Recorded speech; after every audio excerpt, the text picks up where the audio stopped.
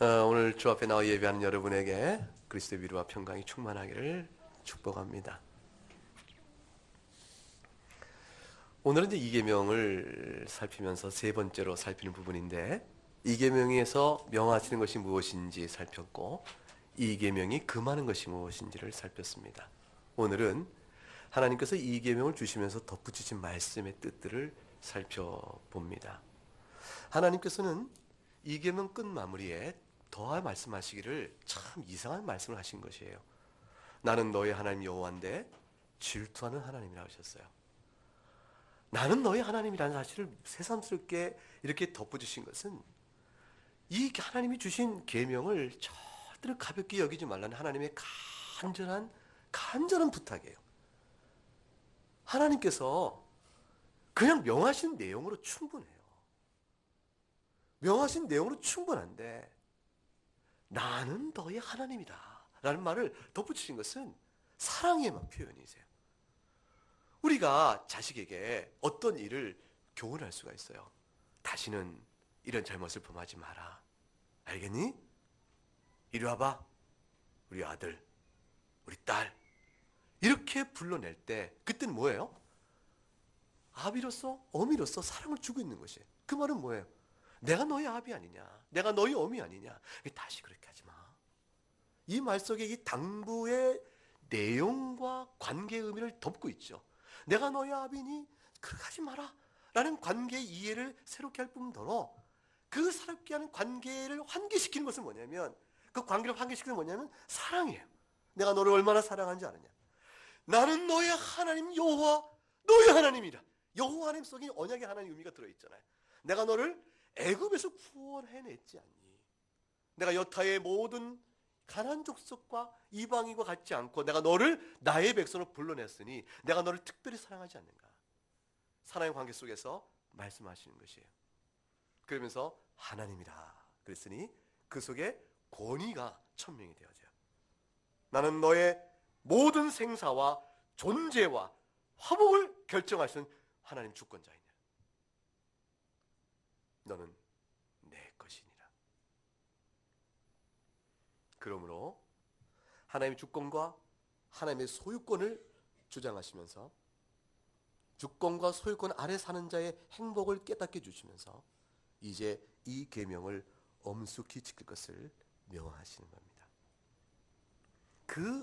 이 명령의 간절함을, 이 절실함을 하나님께서 참 붙이기 어려운 형용사 하나 붙이신 거예요. 그게 뭐예요? 질투한다. 여러분 질투를 경험해 봤습니까? 질투해 본 적 있으세요? 그 언제 어떻게 질투해 보셨어요? 우리 허정희 교원님이 딴 데 눈길 돌리시는가요? 아기 때부터, 이거 또 다른 사람 갖는 걸 시기하고, 질투.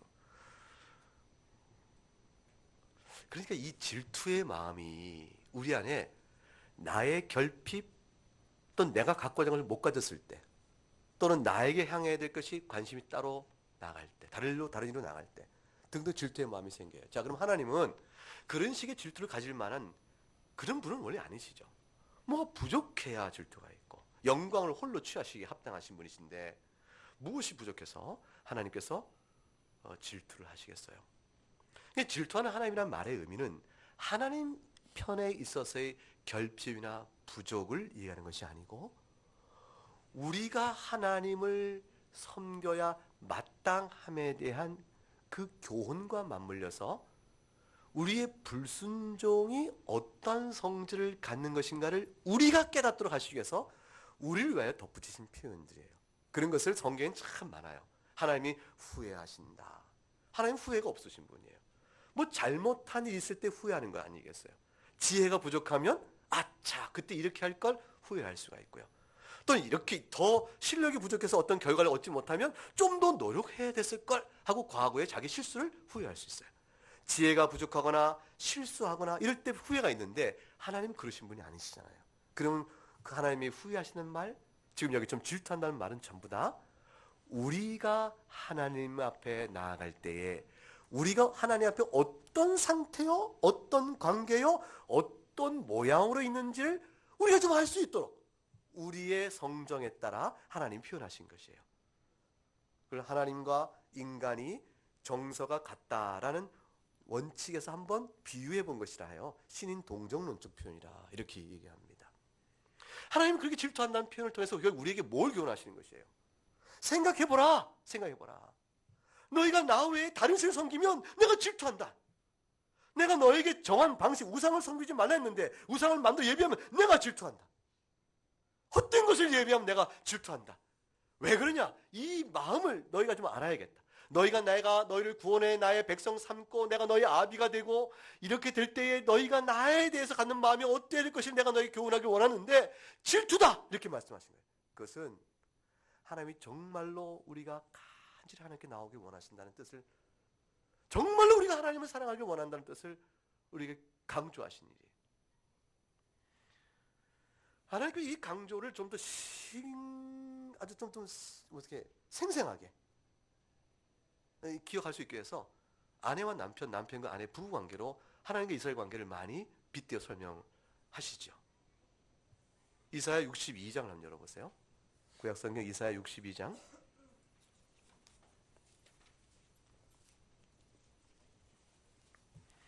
62장 4절과 5절 말씀 읽어보겠습니다. 다시는 너를 버림받은 자라 부르지 아니하며 다시는 네 땅을 황무지라 부르지 아니하고 오직 너를 헵시바라 하며 네 땅을 뻬라라 하리니 이는 여호와께서 너를 기뻐하실 것이며 네 땅이 결혼한 것처럼 될 것임이라. 마치 청년이 처녀와 결혼함같이 네 아들들이 너를 취하겠고 신랑이 신부를 기뻐함같이 네 하나님이 너를 기뻐하시리라. 하나님께서 너를 헵시바라 부르겠다 하셨어요. 헵시바, 사랑을 받는 하나님이 기뻐하신 딸이라는 뜻. 내가 너무 기뻐하는 사람이라 이렇게 부르시겠다 하셨고 너의 거주하는 땅을 뻬라라 하시겠다 하셨어요. 그 땅과 결혼한 대상으로 내가 삼겠다 이렇게 말씀하시는 것이, 하나님은 이스라엘과 결혼했다고 말씀하세요. 근데 하나님께서 이스라엘을 얼마나 사랑하는지에 대한 사랑의 표현이고요. 그 다음에 절대로 변치 않는 신실한 약속에 대한 가장 인간관계 안에서 극적인 것, 가장 엄숙해야 될 것, 그것 바로 혼인 언약인데 그걸 빗대어 말씀하시는 것이에요. 타락한 인간이 혼인 언약을 내팽개치는 것을 무슨 개밥그릇 내배친 것들 이렇게 해버리는 이 세상의 삶 속의 많은 모습들은 얼마나 큰 죄를 짓는지 몰라요. 하나님께서 이 세상에 있는 여러 경우들 가운데서 하나님이 이스라엘과의 관계 속에 사랑의 신실함, 그것을 빗대어 말할 수 있는 유비로 쓰신 것이 부모가 자식을 사랑한 것이요 부부간의 신실한 언약이었어요. 하나님은 그걸 빗대어서 말하는 것이, 내가 너희를 그렇게 사랑했는데, 자 생각해보자. 그 사랑의 언약관계가 깨질 때 너희가 얼마나 큰 상처를 받으며 그것 때문에 얼마나 큰 진노 가운데 너희가 휩싸이느냐. 내가 안 그러겠느냐. 그렇게 말씀하시는 것이에요. 구약성경 호세아서 한번 열어볼까요? 호세아 3장.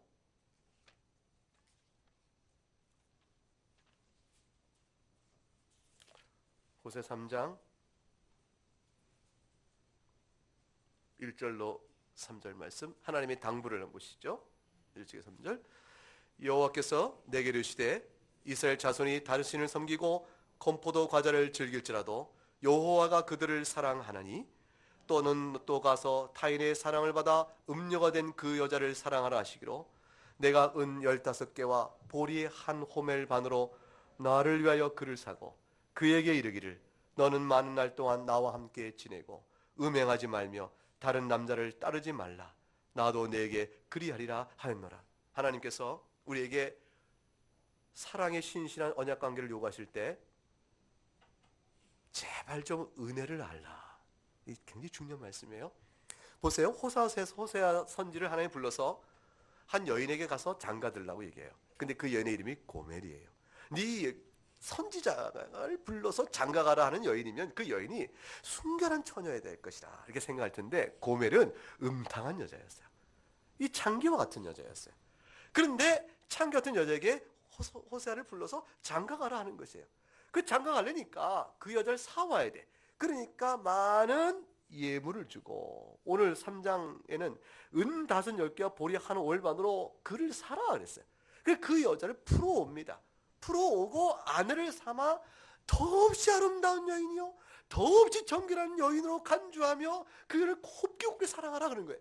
그 사랑을 받으면 그 고멜, 그 호세아의 아내, 그 여자는 어떻게 해야 되는 거예요? 본래 내가 더러운 여자요 부정한 여자지만 나를 구속해서 나를 정결한 처녀로 삼아 이런 언약을 맺어 나를 사랑해 주니 이 남편의 사랑 앞에 더없이 내가 무엇을 갚을꼬? 그 마땅한 순결의 사랑으로 와야 할 텐데, 도리어 그 호세아를 떠나서 또다시 옛짓거리대로 음란하게 지내고 마니 이스라엘 백성이 꼭 그와 같구나 하시는 거예요.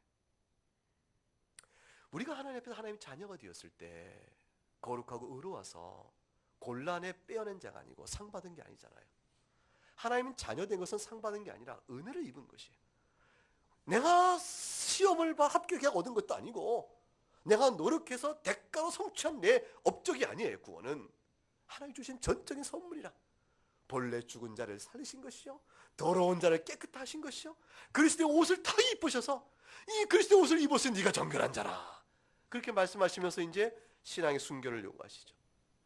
그런데 하나님을 떠나 이스라엘이 언약을 파괴하니 그를 가리켜서 간음한 것이라 말씀한 것이죠. 그런 상황 속에 주님이 말씀하신 것이요, 내가 질투한다. 내가 너무 속상해하고 내가 분노를 일으킨다.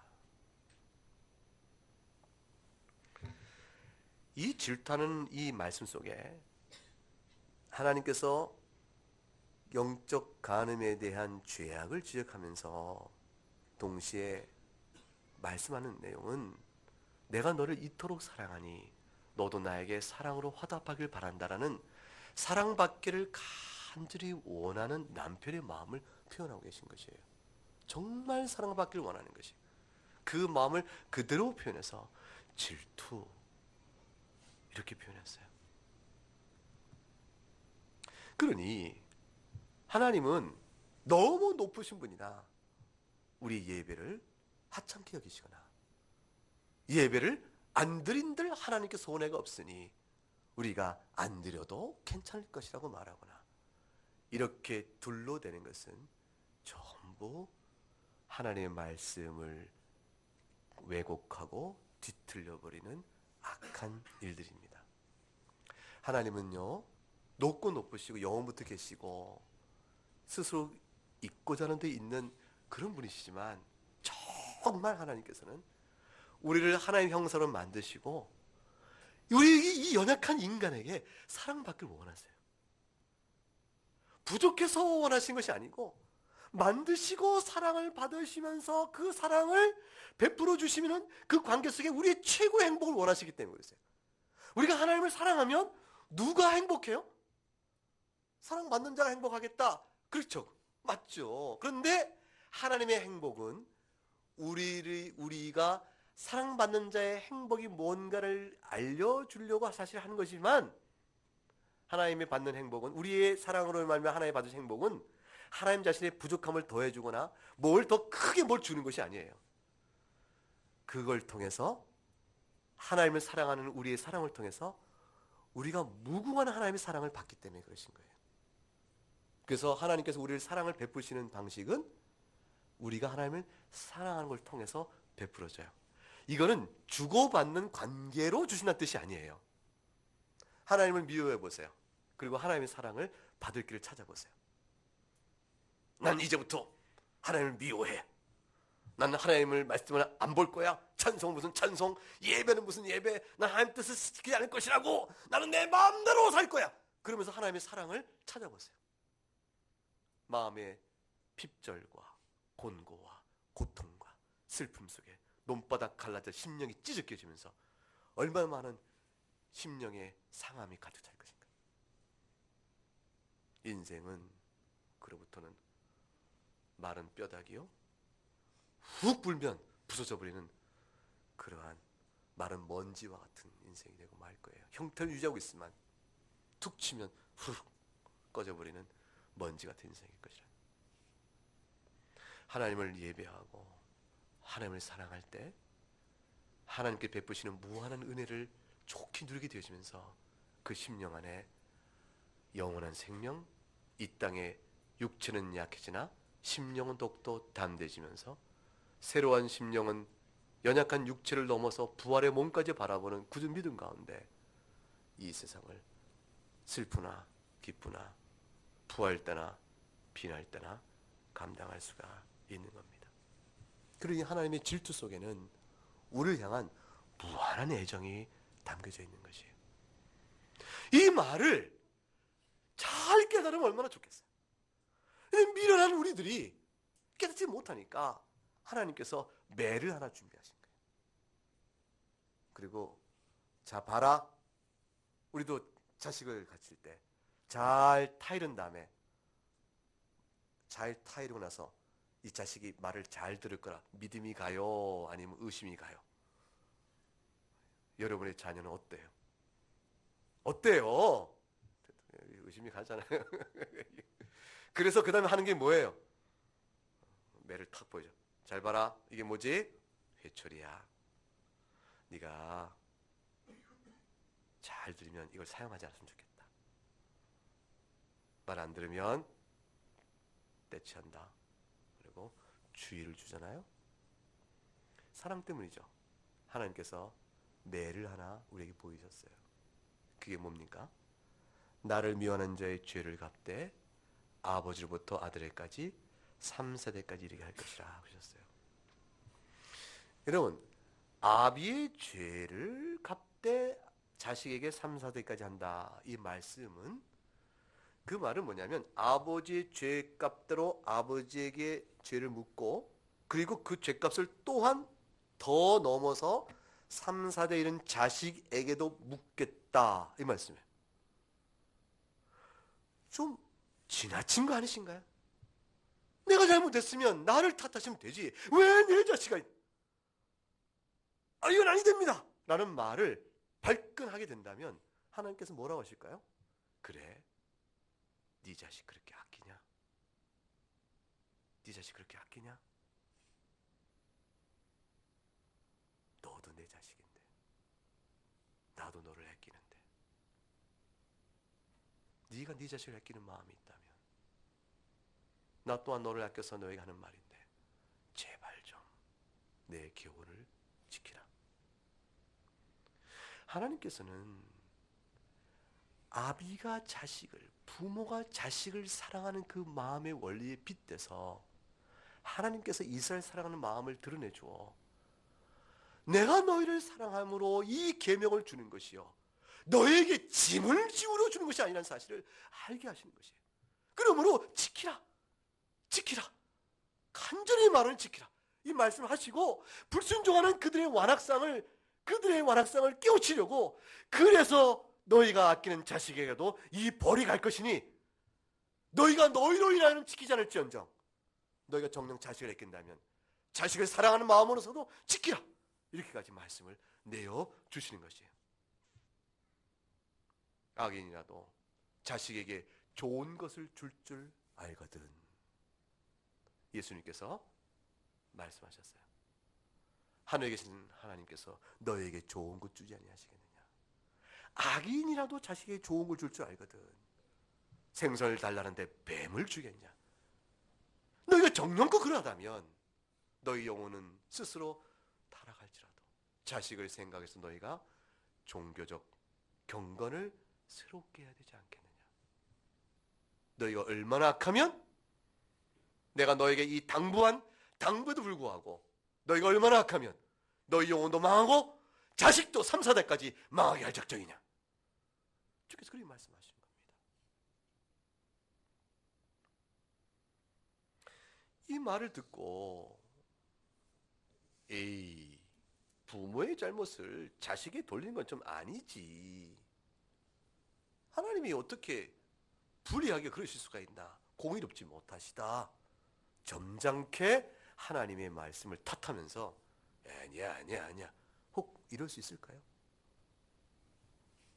왜 부모의 잘못을 자식에게 물리는 겁니까? 공의롭지 않잖아요.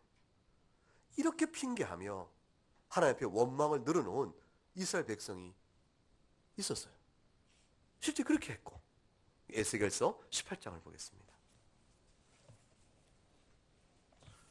에스겔서 18장 말씀.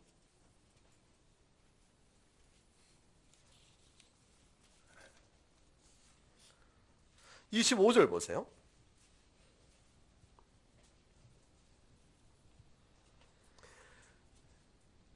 그런데 너희는 이르기를 주의 길이 공평하지 아니하다 하는도다.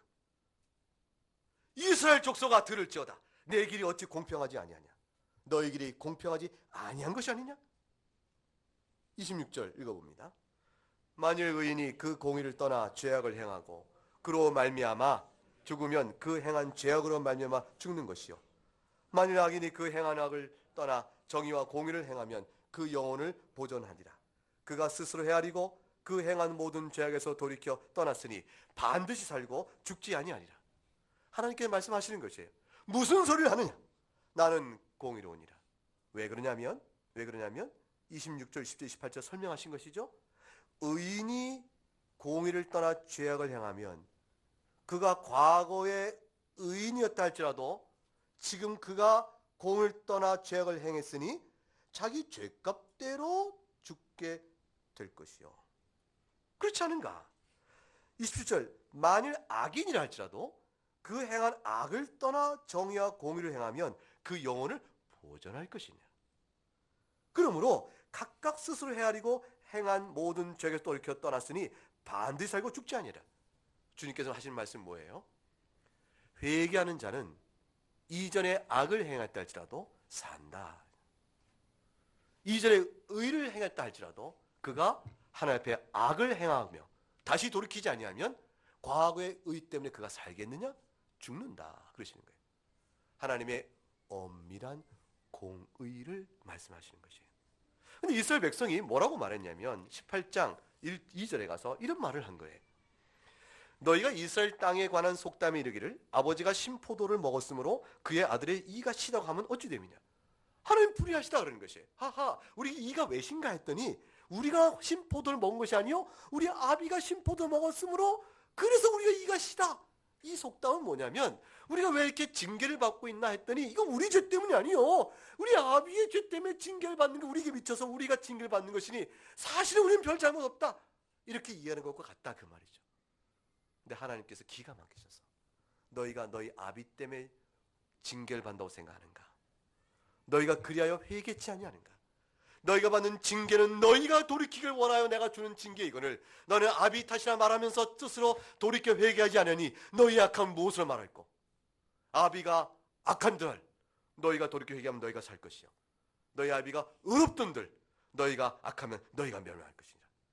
내 공의는 공평하다. 이 말씀은 만고불변의 하나님께 약속하신 진리예요.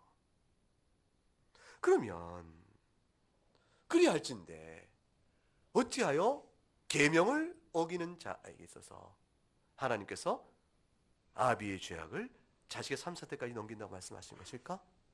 그것은 아비의 죄 때문에 그 자식이 회개하더라도 벌을 받을 것이다. 그 뜻을 말씀하는 것이 아닙니다. 그 반대예요. 아비의 죄 때문에 자식이 방자해져서 아비의 죄악의 길을 즐겨 따라 행하여 그가 돌이키지 아니하면 그 자식도 역시 아비의 죄처럼 벌을 받게 될 것이니라. 그 자식이 할아버지와 자기 아버지의 죄악의 길을 보고 따라 배우면서 방자해져서 돌이켜 회개하지 아니하면 그 자식의 자식 또한 벌을 받을 것이라. 그 자식의 또한 자식이라 할지라도 자식의 자식의 자식 또한 그리할진대 내가 그 벌을 주기를 이 조상 대대로 한 일이니 너까지야 내가 벌을 주겠냐 싶어서 차마 벌을 거두는 일은 없을 것이니라. 너의 고조 할아버지가 악을 행했고 증조 행했고 너희 할아버지가 그랬고 너희 아비 또한 그래서 네가 그렇게 되었으니 네 조상들이 받은 벌을 너까지야 또 어떻게 주겠냐 싶어서 악을 행함에도 불구하고 벌을 거둔 일은 없을 것이라 그 말이에요. 그러나 3세대까지 이르게 하신다 말씀하시므로 긍휼이 있을 것임을 얘기하시는 것이에요. 이것이 영원히 될 것이라 하면 얼마나 비참해요. 3, 4대까지라는 말씀은 아비는 악해도 자식은 회개하는 일이 있을 수 있다는 사실이에요. 할아버지가 악하고 아비가 악해도 그 자식은 할아버지의 손자는 의로울 수 있다는 사실을 의미하는 것이. 그래서 어느 악한 집안에 일하 할지라도 3, 4대 이전에 하나님께서 은혜를 주어 그 가운데 회개하여 돌이키는 일이 있을 수 있음을 열어두고 있는 말씀이에요. 악한 불경건과 죄악의 영향력이 강하게 미쳐서 자식이 함부로 방종하며 불경건의 삶을 살아가는 일이 있게 될지라도 그러나 그것은 3, 4대에 미치는 영향력이니 당대에도 바뀔 수 있고 기껏가야 3, 4대면 새로운 은혜를 입는 일이 있을 수 있게 될 것이라는 긍휼의 말씀을 더해주고 계신 것이에요. 그러므로 소망이 없지 않으니 소망을 잃지 말 것이로되 그러나 이 악한 영향력을 이 죄를 그대로 받겠냐. 한편으로는 죄의 영향력이란 방종의 그 내용을 경고하시면서 한편으로는 소망을 잃지 않도록까지 주시는 말씀이 그 속에 있다 할 수 있는 것이 얼마나 하나님의 자유로움이 큰지 알 수가 없습니다. 가게에 그런 저주가 있다라는 소리를 하는 사람들이 있습니다.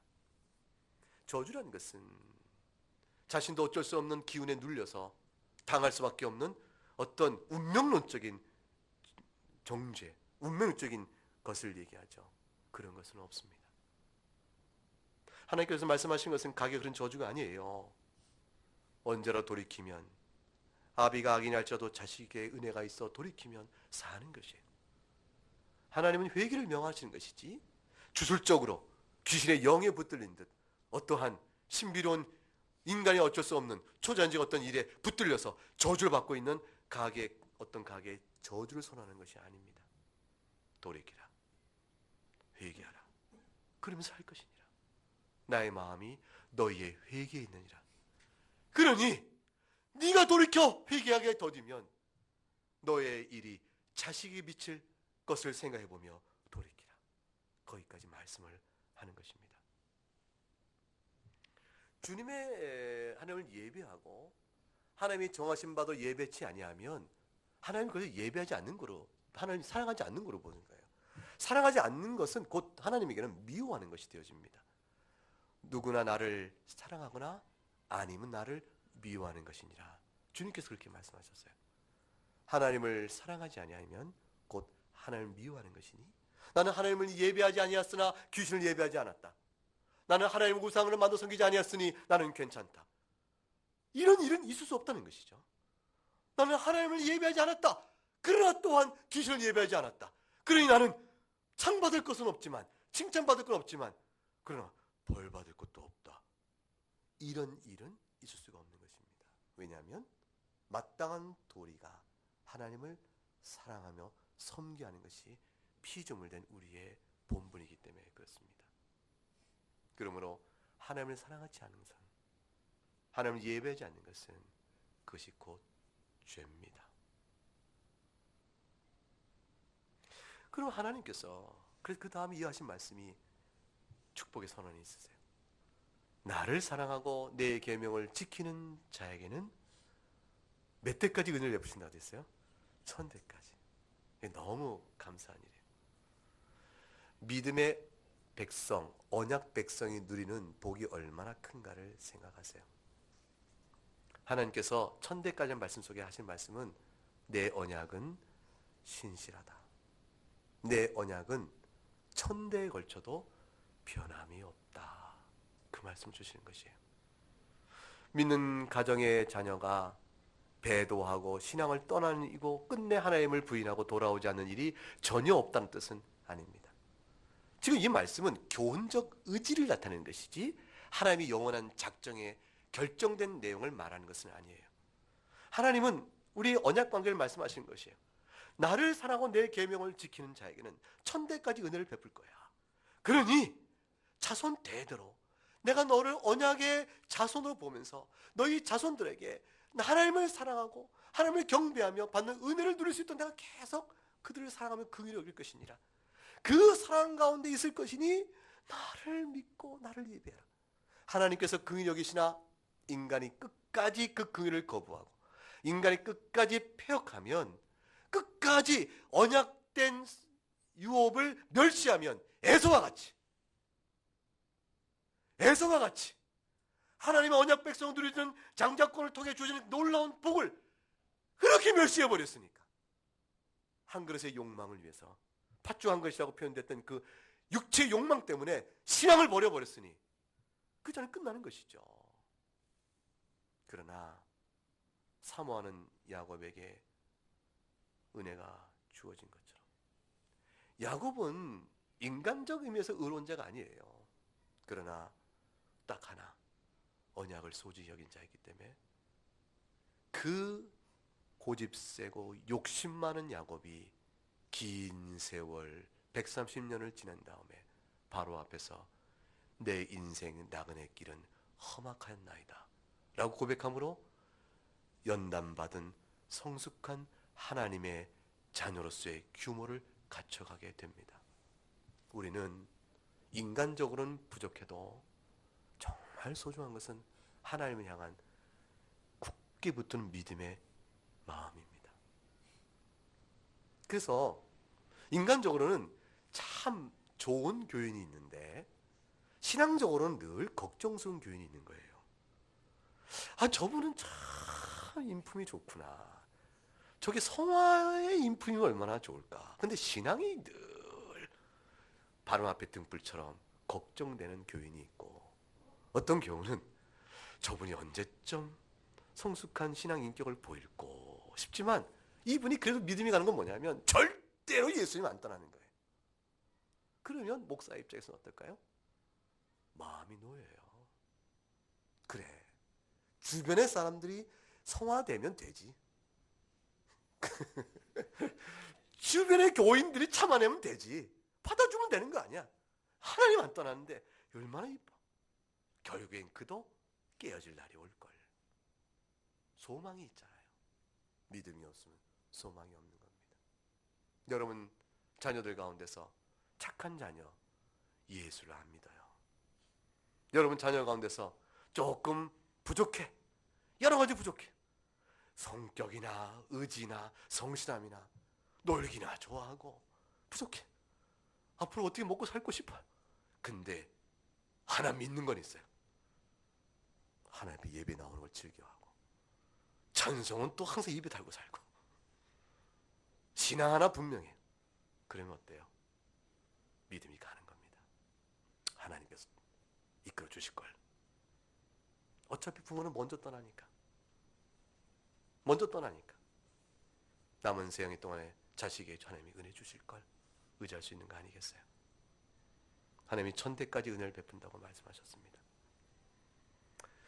부모의 경건을 빙자하여 자신의 태만과 방종을 괜찮다고 말하는 자가 있다면, 그러면서 이 말씀을 들어서 난 괜찮을 거라 말한다면 그건 아니죠. 하나님의 약속을 다시 모독하는 게 되고 말 겁니다.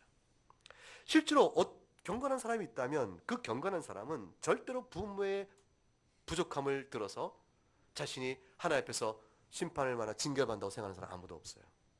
경건한 자는 부모의 불신앙에도 불구하고 부모의 불신앙으로 인한 많은 허물들을 과거의 상처로 갖고 있다 할지라도 그를 용납하고 용서하며 부모를 품어가는 마음으로 나아가게 되겠죠. 그것이 믿음의 마음이죠. 동시에 그걸 기억하면서 자기의 자녀를 바라보면서 어떤 부모가 될 것인가를 생각하겠죠. 그것이 경건한 자예요. 그렇게 해서 그 믿음의 시작이 천대까지 이어져간다 라고 말씀하는 겁니다. 불경건한 사람은 내가 망하는 것은 부모 탓이다, 그렇게 이야기했죠. 그 생각 자체가 자신이 불경건한 자요 하나님의 징계여 심판을 받게 합당한 자임을 드러내주고 있는 것이라 볼 수가 있습니다. 사형수가 나중에 교수형 심판대에 오르기 전에 마지막 한 말을 남기라, 이렇게 치유의 발언의 길을 줄 때 예수 믿는 사람은 나는 죄인이었고 나는 내 죄값대로 죽습니다. 제가 바라는 것은 교도관님 예수 믿으십시오.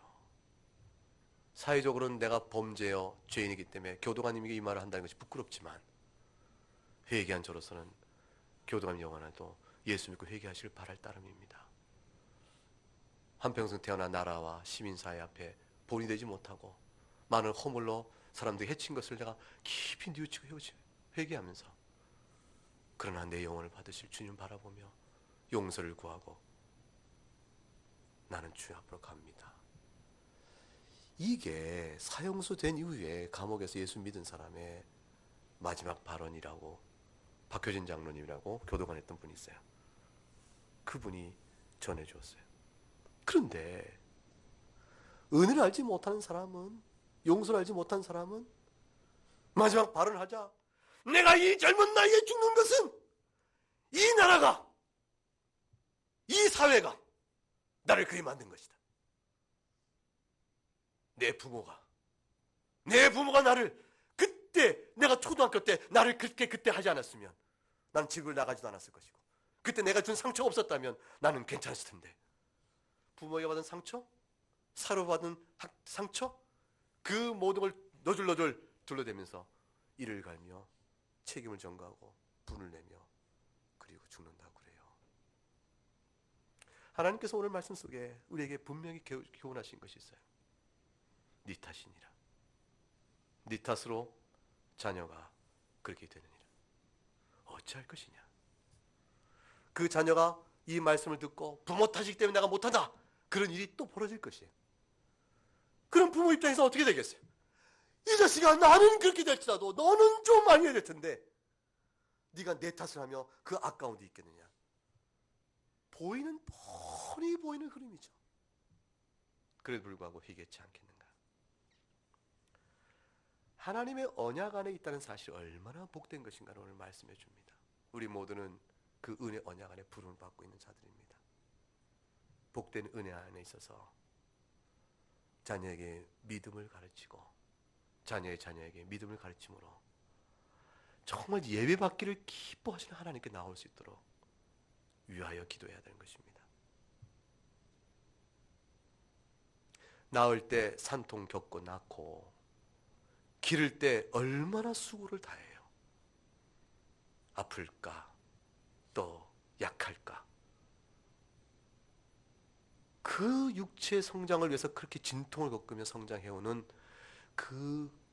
거기에 쏟아붓는 부모의 정성과 사랑이 그 아이가, 그 자녀가 주님 앞에 서는 날에 어떻게 그 영혼이 살 것인가를 위해서는 관심이 없다면, 아마도 관심이 없다면 나를 미워하는 자의 죄를 갚되 자식의 3, 4대가 하는 말씀이 마음에 들어오는 말씀이 아닐 것이에요. 자기 영혼을 사랑하듯 자녀를 사랑하는 자라면 하나님은 기대하시는 것이죠. 악인이라도 그 성정이 있을 터인즉 내가 이 말을 하면 네가 돌이켜 회개하겠느냐. 거기에 호소하신 것이죠. 나를 예배해라. 내가 정한 방식대로 예배하라. 영과 진리로 예배하라. 하나님이 간절한 사랑의 호소를 하고 있는 것입니다. 하나님은 예배받기를 너무너무 좋아하시고 너무너무 기뻐하십니다. 우리의 허물 많은 예배도 하나님은 기뻐 받으세요. 오늘 이 시간에 드린 예배를 하나님이 행복해 하시며 받으십니다.